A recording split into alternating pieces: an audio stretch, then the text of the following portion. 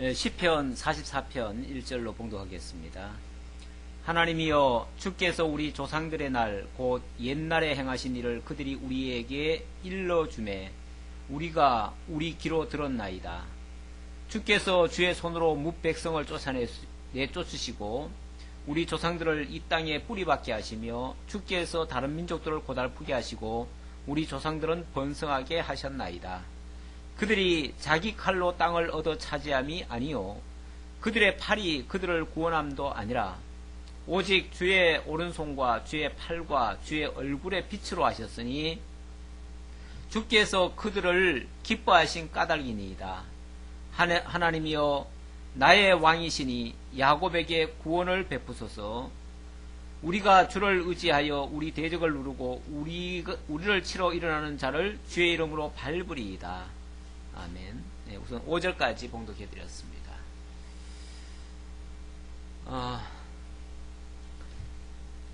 지난번에 그 메시아 전체 좀 서원적인 이야기를 좀 말씀드렸었죠. 시편 전체가 여호와의 신실성을 찬양하는 내용인데, 전체가 5권으로 되어 있다고 그랬습니다. 5권 중에서 제1권이 제1절과 제1절 메시아 언약 선포시와 제2절 메시아 언약 강구시 가운데서 선민나라 창건 전 이야기를 배경으로 해서 노래하는 내용이라 그렇게 말씀드렸습니다. 그리고 42편부터가 선민나라 창건 후의 내용인데요.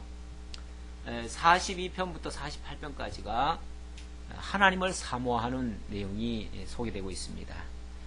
제일 먼저 하나님을 바라보는 그런 내용, 하나님을 사모하는 내용. 그래서 42편부터 43편까지를 하나님을 바라며 간구하는 내용이라고 말씀드렸고, 오늘 44편부터는 46편까지가 하나님의 은혜를 간구하는 내용이다 그렇게 말씀드렸습니다. 자, 배경이 선민나라 창건 후라고 그렇게 이해를 하시고요. 그 배경 속에서 하나님의 은혜를 간구하는 내용이다. 자, 44편의 내용을 보니까요, 베푸신 은혜를 회상하면서 언약대로 구원해 주시기를 간구하는, 그래서 과거를 회상하면서 하나님의 약속대로 이루어지기를 간절히 기도하는 그런 내용이다 그렇게 보시면 되겠습니다.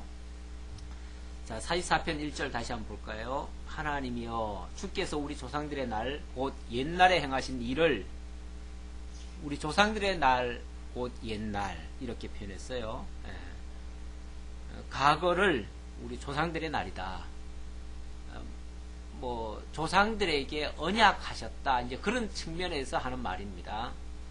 조상들에게 언약하시고 그대로 역사를 이루신 그것을 우리들에게 일러주셨다. 일러주매 우리가 우리 귀로 들었나이다. 이스라엘 백성들은 항상 그 자녀들에게 역사 교육을 시킵니다. 그 역사 교육이 다른 게 아니고 결국 율법 교육이고 조상들에게 언약하신 하나님을 가르쳐주는 그런 내용입니다. 이스라엘의 역사는 곧 성경의 역사죠. 주께서 주의 손으로 뭇백성을 내쫓으시고 우리 조상들을 이 땅에 뿌리박게 하시며 주께서 다른 민족들을 고달프게 하시고 우리 조상들은 번성하게 하셨나이다.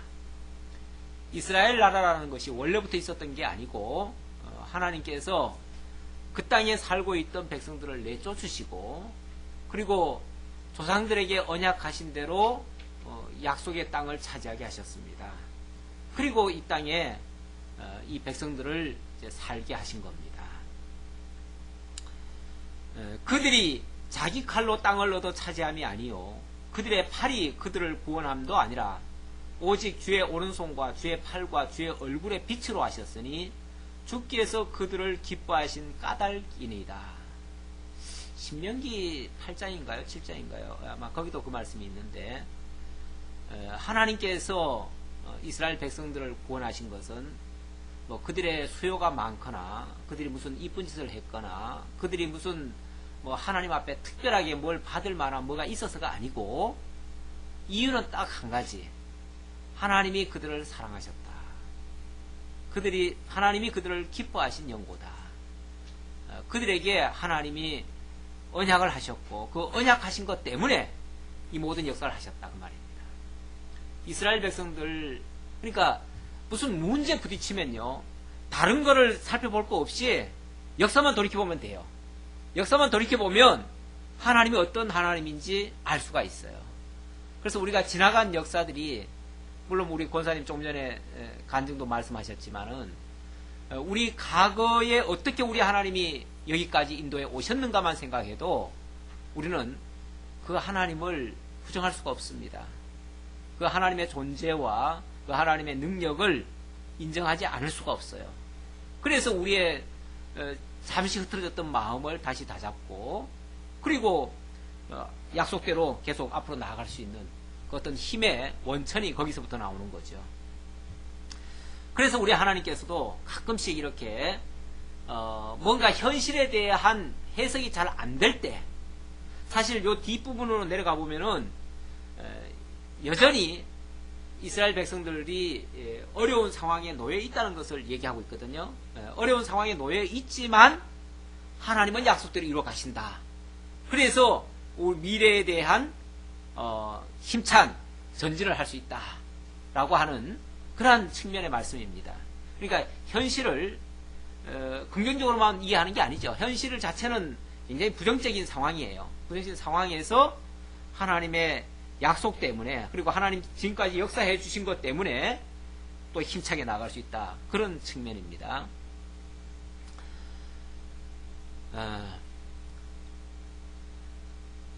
자기 칼로 땅을 얻어 차지함도 아니고 그들의 팔이 자기를 구원한 것도 아니고 오직 주의 오른손과 주의 팔과 주의 얼굴의 빛으로 하셨다. 정말 놀라운 역사들이에요. 과거를 돌이켜보면 그냥 놀라운 것밖에 없어요. 더 이상 다른 말이 필요 없습니다. 하나님 그냥 놀랍습니다. 우리가 한 게 아무것도 없는데 하나님이 다 하셨군요. 이렇게 나가는 거죠. 하나님이여 주는 나의 왕이시니 야곱에게 구원을 베푸소서. 지금까지 그렇게 해오신 하나님이 여전히 지금도 나의 왕이시니까 앞으로도 나의 삶을 나의 역사를 하나님께서 인도해 가시옵소서. 이렇게 이제 얘기하는 거죠. 우리가 주를 의지하여 우리 대적을 누르고 우리를 치러 일어나는 자를 주의 이름으로 밟으리이다. 이거는 이제 미래에 이렇게 우리가 반드시 승리하게 될 것입니다라고 하는 그 어떤 믿음을 가지고 지금 고백하는 얘기예요. 나는 내 활을 의지하지 아니할 것이라 내 칼이 나를 구원하지 못하리이다. 제가 오늘 쓴 칼럼에도 자기를 의지하는 것이 아니고 전적으로 하나님께 맡기고 하나님께 의지하는 자가 하나님의 일을 한다는 식으로 이제 제가 말씀드렸었는데 그런 의미입니다. 내 활을 의지하지 아니할 것이다. 내 칼이 나를 구원하지 못할 것이다. 하나님이 하신다 그 말이죠. 오직 주께서 우리를 우리의 원수들에게서 구원하시고 우리를 미워하는 자로 수치를 당하게 하셨나이다. 우리가 종일 하나님을 자랑하였나이다. 우리는 하나님의 이름에 영원히 감사하리이다. 셀라. 자, 이것이 그의 신앙 고백이고요. 이 시인 고라의 신앙 고백이고 믿음이고 앞으로의 이루어질 것에 대한 확신입니다. 자, 그래서 하나님 앞에 감사 기도를 드리는 겁니다. 자, 그래 놓고 9절부터가 이제 현실이죠. 현실을 얘기를 안 하면 너무 좋으니까 그냥 이렇게 찬양하는가 보다 이렇게 얘기하죠. 그렇잖아요. 근데 이제 현실을 직시하도록 현실을 일러줍니다. 그러나 이제는 주께서 우리를 버려 욕을 당하게 하시고 우리 군대와 함께 나아가지 아니하시나이다. 이게 현실이에요. 현실은 여전히 어려운 상황에 놓여 있다는 거예요. 오죽하면 하나님이 우리를 버려서 욕을 당하게 하신다. 그리고 우리 군대와 함께 다니지 아니하신다. 마치 하나님이 떠나신 것처럼 하나님이 아니 계신 것처럼 그렇게 이방인들에게도 비웃음 당하고 조롱당하고 멸시받고 천대받고 있다 그 말이죠. 그런 상황에서 이런 기도를 한다는 거죠. 그러니까 이 믿음이 더 빛나는 거예요, 사실은. 그러니까 좋은 환경에서 잘 되기 때문에 감사하는 것은 어쩌면 당연한 건데, 그렇지 못한 상황에서 이런 믿음으로 바라보고 아직 이루어지지 않은 것을 마치 실상인 것처럼 바라보고 믿고 기도하는 내용이 더 확실한 그런 이제 신앙 고백이라는 거죠. 주께서 우리를 10절입니다. 주께서 우리를 대적들에게서 돌아서게 하시니 우리를 미워하는 자가 자기를 위하여 탈취하였나이다. 주께서 우리를 잡아먹힐 양처럼 그들에게 넘겨주시고 여러 민족 중에 우리를 흩으셨나이다. 더 적극적으로는요, 하나님이 그냥 내버려 두는 정도가 아니라 아예 우리를 잡아다가 대적들에게 갖다 내맡기는 것 같은 모습. 하기야 하나님이 맡기지 않는데 대적들이 와서 우리를 치겠어요? 그렇죠? 네, 하나님이 다 맡기신 거죠. 실제적으로 맡기신 게 맞죠. 자, 그래서 다 이방인들에게 짓밟히는 이런 모습. 12절. 주께서 우리 백성을 헐값으로 파시며 그들을 판값으로 이익을 얻지 못하셨나이다. 이걸 이제 뭐라고 표현까지 하냐면, 하나님이 우리를 그냥 헐값으로 아예 팔아버리신 거다. 그것도 돈도 안 받고, 예. 그걸로 판값으로 이익을 얻지 못하셨다는 말은 돈도 안 받고 그 말이에요. 우리 하나님이 돈도 안 받고 그냥 우리를 그냥 공짜로 내버렸다는 거죠. 예. 돈이나 받고 팔았으면은 뭐 이해는 하겠는데 돈 챙기려고 하나님 그러셨나 보다 그랬는데 돈도 안 챙기시고 그냥 하나님이 공짜로 팔아버렸어요. 얼마나 미우면, 얼마나 하나님 뜻에 거슬렸으면 그렇겠냐 그 말이죠. 주께서 우리로 하여금 이웃에게 욕을 당하게 하시니 그들이 우리를 둘러싸고 조소하고 조롱하나이다. 신났어요. 이 적들은 뭐 이스라엘의 하나님은 뭐 강하시고 능하셔서 모든 걸 다 하신다더니 그 꼴 좋다, 별거 아니구만, 이런 식으로 이제 조롱한다는 거죠. 주께서 우리를 뭇백성 중에 이야기거리가 되게 하시며 민족 중에서 머리 흔들림을 당하게 하셨나이다. 나의 능력이 종일 내 앞에 있으며 수치가 내 얼굴을 덮었으니 나를 비방하고 욕하는 소리 때문이요 나의 원수와 나의 복수자 때문이니이다. 날마다 이렇게 능욕을 받는다. 조론 정도가 아니라 아예 능욕을 받는다. 우리의 마음은 위축되지 아니하고, 자, 아닌가요? 17절. 이 모든 일이 우리에게 임하였으니 우리가 주를 잊지 아니하오며 주의 언약을 어기지 아니하였나이다. 그런데 여기서 이제 중요한 게 뭐냐면, 이럴 때면 자칫하면 우리가 하나님도 잊어버리고 하나님도 멀리 해버리고, 하나님도 우리 버리셨는데 우리가 더 이상 무슨 하나님을 찾아요? 그리고는 그냥 아예 하나님과 등져버리고 이렇게 할 수도 있는데, 우리 하나님께서 그렇게 하지 않고 어떻게 했다고요? 네, 우리가 주를 잊지 아니하며 그럼에도 불구하고 주를 잊지 아니하며 주의 언약을 어기지 아니하였나이다. 그 언약을 기억하도록 하셨다 그 말이죠. 그래서 우리의 마음은 위축되지 아니하고 우리의 걸음도 주의 길을 떠나지 아니하였으나, 마음도 위축되지 않고 걸음도 주를 떠나지 않았다. 그러니까 그런 어떤 믿음과 확신, 언약에 대한 믿음과 확신이 있어서 마음이 위축되지 않고 그냥 본연의 길을 걷고 있는데, 주께서 우리를 승냥이의 처소에 밀어넣으시고 우리를 사망의 그늘로 덮으셨나이다. 아주 캄캄하게 절망스럽게 이렇게 해두셨다는 거죠. 우리 하나님께서 낮추실 때는요, 인정사정이라는 게 보이지 않을 수가 있습니다. 그럴 때 정말 견고한 믿음이 아니고서는, 확신에 찬 믿음이 아니고서는 대부분은 그냥 떨어져 나가죠. 무너지죠. 시인도 그런 상황 속에서 지금 잊지 않았다라고 고백은 하지만, 사실 사망의 그늘로 덮었다, 이 말은 절망이다 그 말이에요. 절망이다. 사실은 상황이 절망적인 상황이다. 우리가 하나님의 이름을 잊어버렸거나 우리 손을 이방신에게 향하여 폈다면 하나님이 이를 알아내지 아니하셨으리까. 무릇 주는 마음의 비밀을 아시나이다. 하지만 그렇게 절망스러운 상황에서 정말 이제는 틀렸어, 끝났어, 더 이상 이제 하나님 잊어버릴 거야. 그리고 하나님 진짜 잊어버렸다면 하나님이 그거 모르시겠냐 그 말이죠. 다 아시겠죠?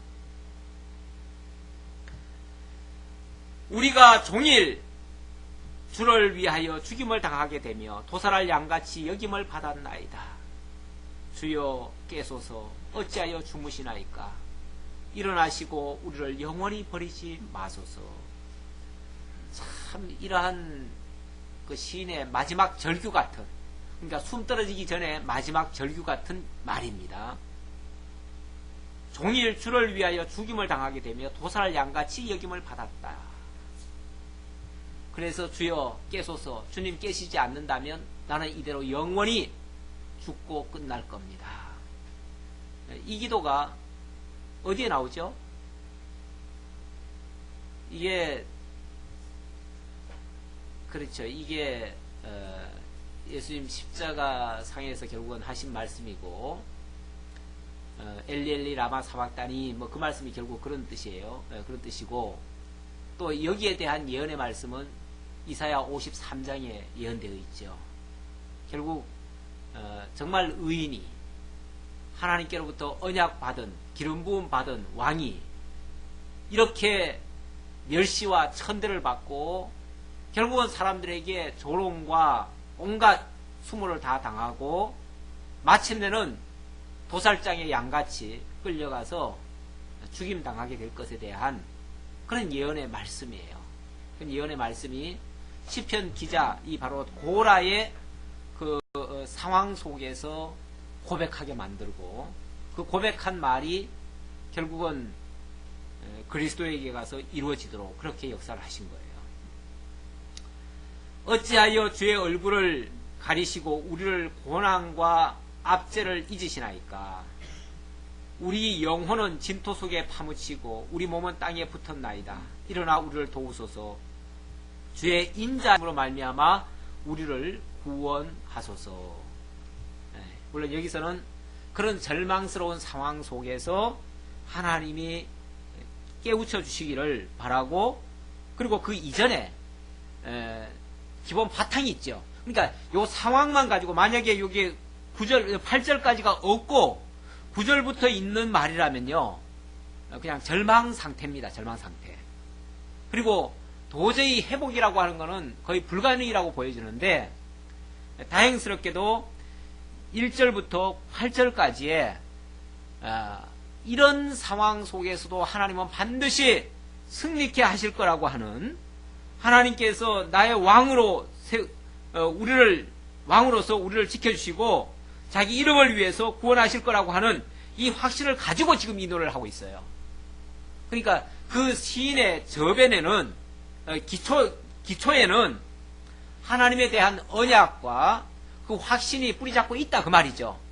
그 상황에서 그런 아주 억울한 상황을 당하는 가운데서 절망스럽지만 결국 기본적인 믿음은 버리지 않는 그 상태, 그 상태의 노래라고 말씀드릴 수 있습니다. 자, 그 다음 이제 45편의 말씀이 어쩌면 오늘의 더 중요한 말씀이라고도 볼 수 있는데, 왕에게 기름 부어 승하게 하신 여호와의 영광을 찬송한다. 계속해서 고라의 교훈시입니다. 이 마스길이란 말은 교훈이라는 뜻이죠. 그런 교훈의 시다. 이제 배경은 다윗을 왕으로 기름 부어 세워서 영화롭게 하신 하나님을 찬양하는 노래입니다. 이것은 장차 기름 부음 받으실 예수 그리스도께서 영화롭게 되실 것을 예언하는 내용이에요. 사실 이거 이어지는 노래죠. 이어지는 노래인데 앞에서는 절망스러운 상황을 얘기하고 이어서는 승리하고 결국은 왕노로 타게 될 것, 승리하게 될 것, 그리고 대적들이 다 무릎 꿇게 될 것, 이걸 지금 예고하고 있거든요. 그러니까 시를 만약에 그냥 44편은 44편대로 따로 끊어버리고 45편은 별도로 모아버리면은 하나는 절망스러운 얘기고 하나는 이제 아주 희망스러운 얘기니까 전혀 앞뒤가 안 맞는 얘기가 돼버려요. 그런데 이걸 이어주면 결국은 이런 절망스러운 상황을 하나님께서 이렇게 승리케 하신다. 결국 하나님 찬송케 하신다. 그래서 하나님 영광 받으신다라고 하는 결론까지 나게 되는 거죠. 그래서 우리가 시편을 따로 띄어가지고 볼 게 아니고 이어서 봐야만 된다라는 그런 내용이 되겠습니다. 45편 1절 다시 보죠. 내 마음이 좋은 말로 왕을 위하여 지은 것을 말하리니. 자, 이번에는 굉장히 좋은 뜻으로 왕을 위해서 지었다. 그러니까 왕에게 있을 그 승리에 대한 것을 노래하겠다 그 말이죠. 내 혀는 글솜씨가 뛰어난 서기관의 북국과 같도다. 참 이 시도 대단한 아름다운 문체로 구성되어 있지만 그의 입술도 너무너무 아름다운 그런 어떤 표현을 한다는 거죠. 원래 시인의 그 입술에는 그 정말 그 어디서 그 착상이 떠올랐는지 그런 내용들이 나올 때마다 입에서 나올 때마다 옆에서 바라보는 사람은 감탄하죠. 어떻게 사람 입에서 저렇게 아름다운 이야기가 나올 수가 있는가라고 하는 그런 이제 뜻이죠. 그만큼 하나님께서 그 아름다운 역사를 이게 뭐 무슨 그냥 지어낸 말이 아니고요.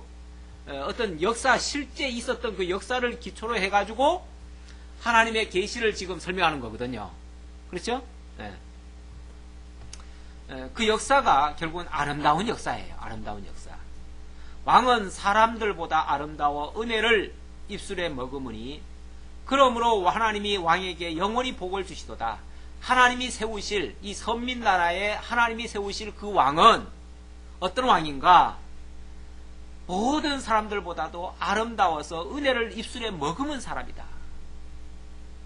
은혜라고 하는 거는 베푸는 사람 아닙니까? 그렇죠? 베푸는 거. 근데 왕의 입장은 원래 베푸는 자리거든요. 모든 백성들에게 모든 정말 어느 누구도 불만이 없도록 모두가 다 풍요롭게 감사하게 기쁘게 즐겁게 살아갈 수 있도록 행복하게 한마디로 행복하게 살아갈 수 있도록 만족함을 주는 그런 위치가 사실은 왕의 위치거든요. 이 왕이라는 게 이게 보통 위치가 아닙니다.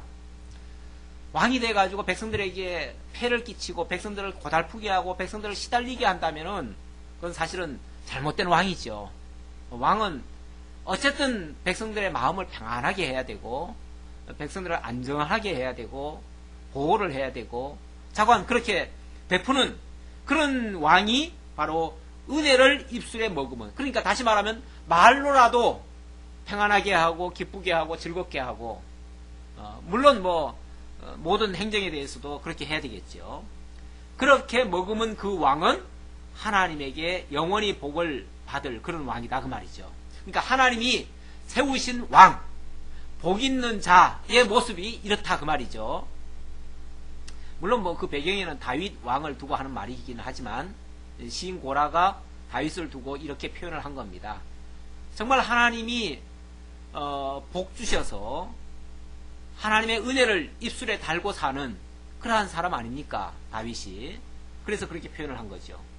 용사여 칼을 허리에 차고 왕의 영화와 위엄을 입으소서.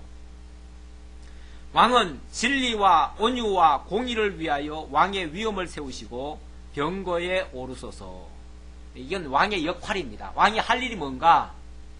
왕은 진리와 온유와 공의를 위하여. 그렇습니다. 왕이 할 일은요, 법을 세운다. 이번 정부도 법을 세운다. 이렇게 얘기를 하는데, 왕은 당연히 법 세우는 자예요. 공의가 마치 하수에 흐르듯이, 공의의 물이 하수에 흘러 넘치듯이 공명정대함이 넘쳐야죠.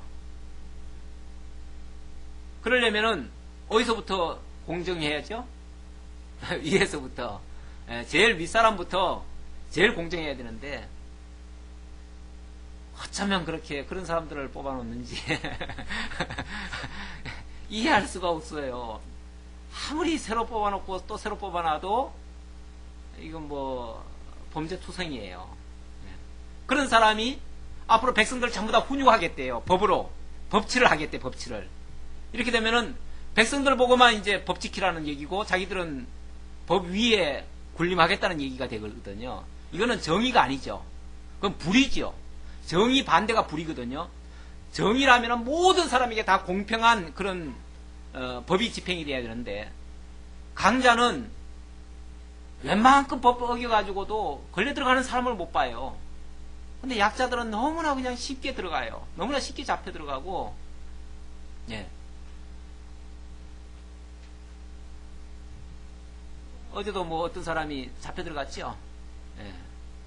비난했다고, 쏜살같이 잡아가죠? 예. 바로, 예. 이 국민들한테 법이 강하면 안 돼요. 예. 법이라는 거는 억울한 사람을 보호해주는 게 원칙 법입니다. 원래 법의 정신에는. 그런 게 맞습니다. 그렇다고 가난한 자들 두둔하는 얘기가 아니에요. 예.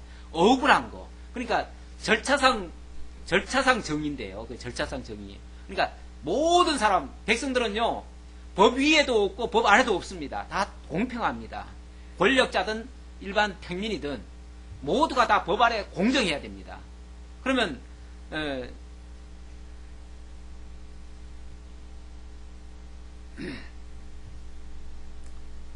모두가 다 공정해야 되는데, 왕은 진리와 온유와 공의를 위하여 이거 아니면 왕이 아닙니다. 이걸 지키지 않는 사람은 왕이 아니에요. 진리는 뭐 당연히 물론 하나님에 대한 것이고요. 그러면서도 온유하게, 법을 집행하면서도 온유하게, 거기에서 왕의 위엄이 세워집니다. 그렇게 가지고, 그걸 가지고 병거에 오르소서, 왕위에 등극하소서, 그 말이죠. 그렇죠? 그런 기초를 가지고, 그런 기준을 가지고 병거에 오르소서. 물론 다윗이 그런 기준을 가지고 왕위에 올랐습니다.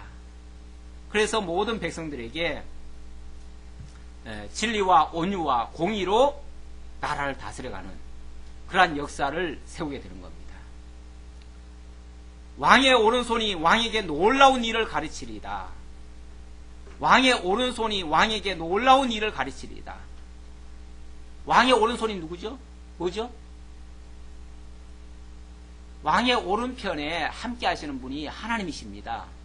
그러니까 결국은 그렇게 그 왕도 자기가 그렇게 하는 게 아니고 그 왕의 오른손에 하나님이 계셔서 그 하나님이 그 왕을 붙드시고 그 왕으로 하여금 진리와 온유와 공의를 위해서 역사하도록 한다, 그 말이죠.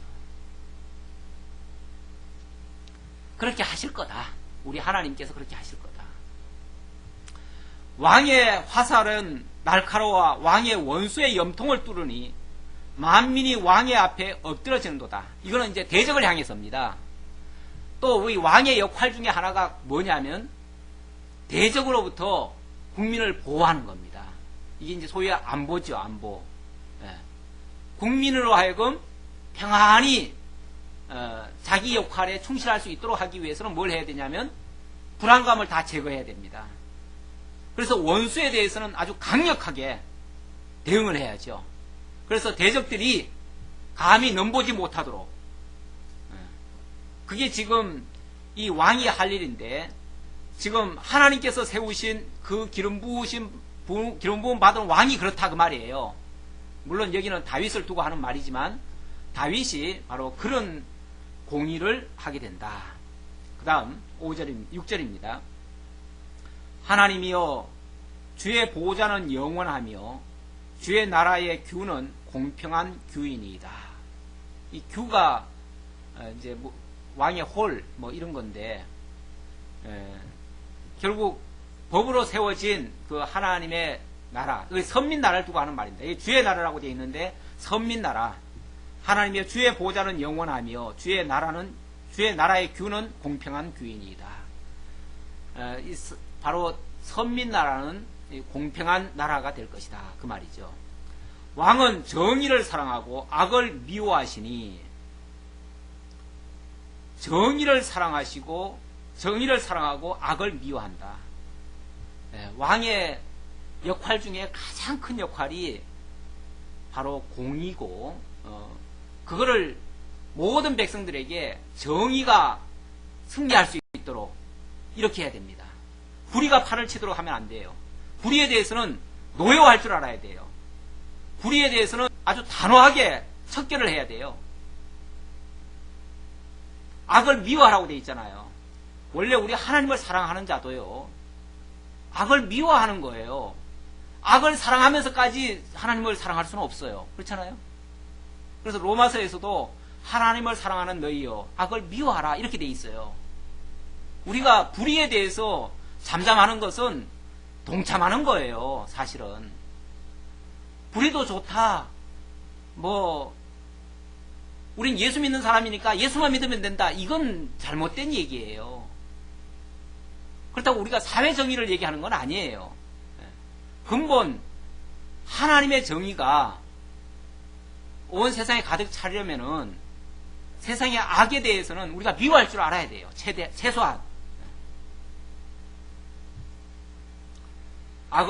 정의를 사랑하고 악을 미워하시니 그러므로 하나님 곧 왕의 하나님이 즐거움의 기름을 왕에게 부어 왕의 동료보다 뛰어나게 하셨나이다. 다윗이 왜 다른 동료들보다 더 뛰어난가? 바로 이런 하나님의 이런 속성을 다윗에게 하나님이 주신 거예요. 그래서 다윗이 이 부분에 있어서 왕의 동료들보다 뛰어났다. 그래서 하나님이 그를 기름 부어서 왕으로 세우셨다. 이렇게 지금 표현하고 있는 겁니다. 왕의 모든 옷은 모략과 침량과 육개의 향기가 있으며 상하궁에서 나오는 현악은 왕을 즐겁게 하도다. 이것은 이제 왕이 그렇게 공명정대하게 나라를 다스리고 백성들을 편안하게 했을 때 그 왕궁에서 나는 소리가 무슨 노래겠어요? 기쁨의 즐거움의 음악이 나오겠죠. 쉽게 말하면 나라의 태평성대가 이루어진다 그 말이에요. 태평성대가 그렇게 공명정대하게 나라를 다스렸을 때 나라의 태평성대가 이루어진다. 그리고 왕이 가까이 하는 여인들 중에는 왕들의 딸이 있으며 왕후는 오빌의 금으로 꾸미고 왕의 오른쪽에 서도다. 이게 왕이 나라가 쉽게 말하면 태평성대가 이루어지고 나라가 부강해지고 나라가 점점 아주 견고해지면요, 주변 나라들이요 하해를 하고요, 주변 나라들이 다 무릎을 꿇고 들어와요. 그래가지고 우리하고 사이좋게 지내자 그러면서 자기네 딸들을 다 내줘요. 그래서 왕의 딸들이 오는 거예요. 지금 그 말이에요. 그러니까 다윗 시대 때 태평 시대 아닙니까? 사실 다윗 시대 때까지는 태평 시대라기보다는 태평 시대가 이제 준비되는 과정이고요. 그 다음 솔로몬 시대가 진짜 태평 시대죠. 그러면 솔로몬 시대 때가 되면 그때는요 주변 나라들이 전부 다 그러니까 공주들, 왕의 딸들, 이웃 나라의 왕의 딸들을 쉽게 말하면 다 좋은 뜻에서 나쁜 뜻이 아니고요, 우리 앞으로 사이좋게 지내자 그런 의미로 딸들을 다 보내줘요. 그래가지고 솔로몬이 원해서가 아니라 그냥 여자들이 많아져 버렸어요. 그래가지고 한 1000여 명의 여자들까지 얻게 된 거 아닙니까? 예. 그러니까 그걸 도덕적으로 생각하면 그건 잘못입니다. 그러나 도덕적인 차원에서 얘기하는 게 아니고 하나님이 그만큼 태평성대를 이루어 주셨다라고 하는 측면에서 봐야죠. 그러니까 하나님이 그 나라를 부강하게 하시고 풍요롭게 하시고 또 평안하게 하셨고 이렇게 하셨다고 하는 하나의 반증으로서 그런 모습이 나타나는 거죠. 그렇죠? 그래서 왕들의 딸들이, 여인들 중에 왕들의 딸들이 있고 왕후는 오빌의 금으로 꾸미고 그만큼 풍요롭게 됐다 그 말이죠. 예. 자, 그렇게 됐으면 이제 어떻게 될 겁니까? 10절에 보니까 딸이여 듣고 보고 귀를 기울일지어다. 내 백성과 내 아버지의 집을 잊어버릴지어다. 여기 딸은 누구 딸이에요? 예, 그렇죠. 외국에서 온 여자들은 뭐 하라는 거예요? 이제 자기들 민족을 잊어버리고 자기들의 아버지 집을 잊어버려라. 그게 맞는 말이죠. 왜냐하면 시집을 왔잖아요. 왔으면 이제 완전히 유대화가 돼야지요. 히브리인이 돼야지요. 그래서 그 왕이 섬기는 하나님을 섬기고 그 왕이 사랑하는 정의를 사랑하고 왕이 정말 하고 있는 그 모든 것에 협력을 해가지고 그 왕과 같이 해야죠. 그렇죠? 그래야 되는데 이제 그렇게 하라고 지금 여기 시인은 얘기를 하고 있는데 사실 현실은 그렇지는 못했죠. 솔로몬의 그 여인들이 자기 집을 잊어버리질 않았어요. 자기 신들도 잊어버리질 않았어요. 그러다 보니까 솔로몬 그 왕궁이 그냥 우상 단지가 수두룩해졌지요. 그 여인들이 그냥 전부 다 우상들을 다 섬겨가지고 오히려 그 신들을 잊어버리질 않는 바람에 결국은 솔로몬으로 하여금 낭패를 당하게 만들었죠. 나라도 결국은 불의로 빠지게 됐지요. 그랬는데 지금 여기서는 이제 그렇게 하라고 하는 그런 이제 시인의 노래고 어찌 보면 그렇게 되기를 강구하는 그런 기도지요. 기도니까 그 기도로 이제 하고 있지만 현실은 그렇지 못했다는 얘기죠. 그리하면 자 만약에 그렇게 했다면 그렇게 딸들이 와가지고 그 자기 민족들을 잊어버리고 이스라엘화 되어졌으면 그리하면 왕이 내 아름다움을 사모할지라 그는 내 주인이시니 너는 그를 경배할지어다. 이제 왕에게 충성하고 왕에게 순복하라. 그래서 자기의 모든 것을 다 내려놔라 그 말이죠. 그래야 되는데 그렇게 하지를 못했지요. 12절 두로에 따른 예물을 드리고 백성 중 부한 자도 내 얼굴 보기를 원하리로다. 왕에 따른 궁중에서 모든 영화를 누리니 그의 옷은 금으로 수놓았도다. 수놓은 옷을 입은 그는 왕께로 인도함을 받으며 시종하는 친구 처녀들도 왕께로 이끌려 갈 것이라. 그들은 기쁨과 즐거움으로 인도함을 받고 왕궁에 들어가리로다. 정말 이방에서 들어온 여인들이라 할지라도 그들이 자기 민족을 잊어버리고 왕에게로 들어가고 또 왕이 섬기는 하나님을 경배한다면 그들도 다 같은 복에 참여할 수 있는데 그렇지 못하니까 이제 문제가 되는 거죠. 15절 그들은 했고요. 16절 왕의 아들들은 왕의 조상들을 계승할 것이라. 그렇게 해서 정상적으로 만약에 그 여인들이 이스라엘에 들어와 가지고 왕이 섬기는 그 하나님을 섬기고 이렇게 한다면 그 아들들이 계승을 하죠. 왕을 계승하고 그리고 그 나라는 세계를 제패하는 나라가 되고 계속 풍요롭고 건강하고 또 아주 힘있는 그런 나라가 되겠죠. 그런 나라가 되는데 그러지 못하면 이제 나라가 분국이 되고 쫓겨나고 이런 현상이 이제 빚어지는 거죠. 그러나 이거는 이제 원리적인 지금 측면을 가지고 얘기하는 거니까 그렇게 되기를 지금 강구하고 노래하는 그런 내용이 되겠습니다. 왕이 그들로 온 세계 군왕을 삼으리로다.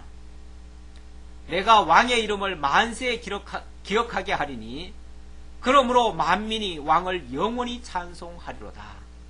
이렇게 세워진 그 나라, 그 왕은 세세에 기록될 영원한 그런 나라가 될 것이다.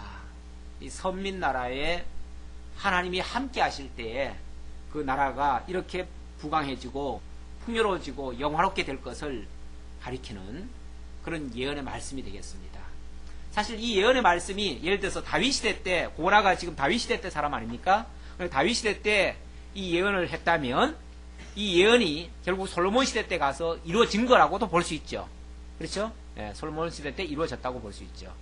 그러니까 뭐 이렇게 기도했는데 이대로 안 이루어졌다라는 말이 아니고 실제 역사 속에서는 솔로몬 시대 때 이루어졌고 그리고 그 이후에 이제 타락의 길을 이제 또 걷게 되는 거죠. 그러니까 그거는 그 측면으로 봐야 되고 이 기도는 결국은 역사 속에서 솔로몬 시대 때 이루어졌다. 그렇게 볼 수가 있겠습니다. 자, 오늘은 여기까지 보도록 하죠. 기도하겠습니다. 하나님 감사합니다. 하나님의 말씀은 어느 시대에 누구를 통해서 증거되든지 그 말씀은 역사 속에서도 그대로 이루어졌음을 오늘 말씀을 통해서도 또 확인했습니다. 하나님의 말씀은 살았고 운동력이 있어서 좌우의 날선 그 어떤 검보다도 더 예리하게 찔러 쪼개기까지 하고 근본까지 인간의 근본까지 다 바꾸기도 하고 생애 수레바퀴까지 다 또 변화되게도 하시고 또 세상 나라의 흥망성쇠까지도 다 주관하신다는 사실을 깨달았습니다. 아버지 하나님, 이렇게 전능하신 하나님의 말씀 앞에 우리들도 겸손히 순복하게 하시고 그 말씀이 지배하는 나라가 정말 세상에서도 승리하는 나라고 또 세계를 지도하는 나라가 될 걸로 믿습니다. 아버지 하나님, 이제 우리나라도 이제 새로운 정부가 출범합니다. 아버지 하나님, 참으로 공의와 온유와 진리가 이 통치의 기초가 되게 하시고 그 모든 것이 정말 하나님으로부터 출발해서 이 나라도 바로 세워져 갈 수 있도록 하나님 역사해 주시길 원합니다.